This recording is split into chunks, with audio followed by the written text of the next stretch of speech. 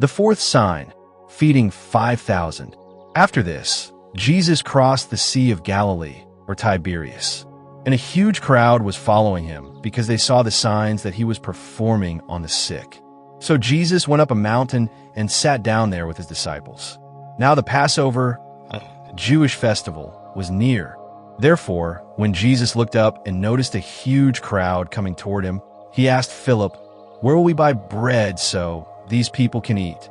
He asked this to test him, for he himself knew what he was going to do. Philip answered, 200 denarii worth of bread wouldn't be enough for each of them to have a little. One of his disciples, Andrew, Simon Peter's brother, said to him, "There's a boy here who has 5 barley loaves and 2 fish, but what are they for so many?" Then Jesus said, "Have the people sit down." There was plenty of grass in that place, so they sat down. The men numbered about 5,000.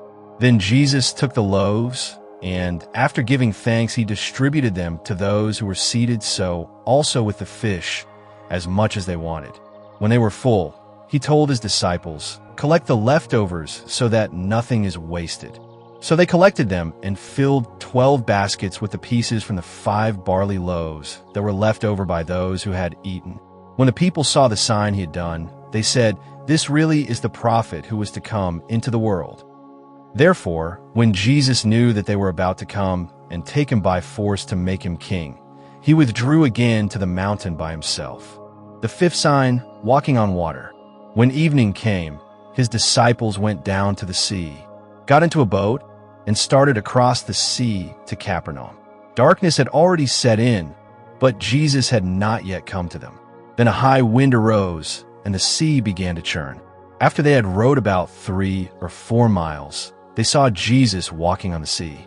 He was coming near the boat, and they were afraid. But he said to them, "It is I. Don't be afraid." Then they were willing to take him on board, and at once the boat was at the shore where they were heading. The bread of life. The next day, the crowd that had stayed on the other side of the sea knew there had been only one boat.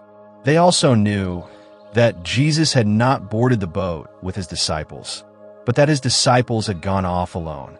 Some boats from Tiberias came near the place where they ate the bread after the Lord gave thanks. When the crowd saw that neither Jesus nor his disciples were there, they got into the boats and went to Capernaum looking for Jesus.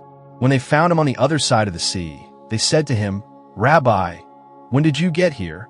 Jesus answered, "I assure you, you are looking for me, not because you saw the signs, but because you ate the loaves and were filled.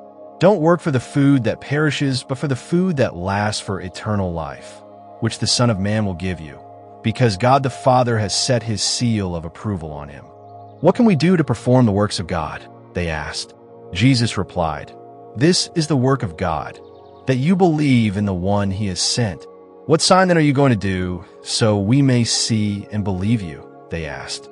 "What are you going to perform? Our fathers ate the manna in the wilderness, just as it is written, 'He gave them bread from heaven to eat.'" Jesus said to them, "I assure you, Moses didn't give you the bread from heaven, but my Father gives you the real bread from heaven. For the bread of God is the one who comes down from heaven and gives life to the world." Then they said, "Sir, give us this bread always." "I'm the bread of life," Jesus told them. "No one who comes to me will ever be hungry, and no one who believes in me will ever be thirsty again. But as I told you, you've seen me, and yet you do not believe. Everyone the Father gives me will come to me, and the one who comes to me I will never cast out. For I have come down from heaven, not to do my will, but the will of him who sent me. This is the will of him who sent me, that I should lose none of those he has given me, but should raise them up on the last day. For this is the will of my Father, that everyone who sees the Son and believes in him may have eternal life, and I will raise him up on the last day." Therefore the Jews started complaining about him, because he said, "I am the bread that came down from heaven." They were saying, "Isn't this Jesus the son of Joseph, whose father and mother we know? How can he now say, 'I have come down from heaven'?" Jesus answered them, "Stop complaining among yourselves. No one can come to me unless the Father who sent me draws him, and I will raise him up on the last day. It is written in the prophets, and they will all be taught by God. Everyone who has listened to and learned from the Father comes to me. Not that anyone has seen the Father except the one who is from God. He has seen the Father.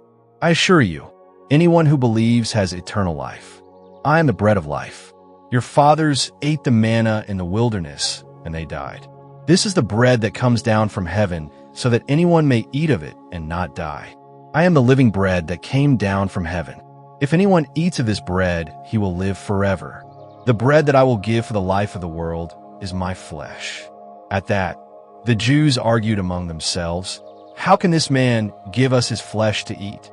So Jesus said to them, "I assure you, unless you eat the flesh of the Son of Man and drink his blood, you do not have life in yourselves. Anyone who eats my flesh and drinks my blood has eternal life, and I will raise him up on the last day. Because my flesh is real food and my blood is real drink. The one who eats my flesh and drinks my blood lives in me, and I in him.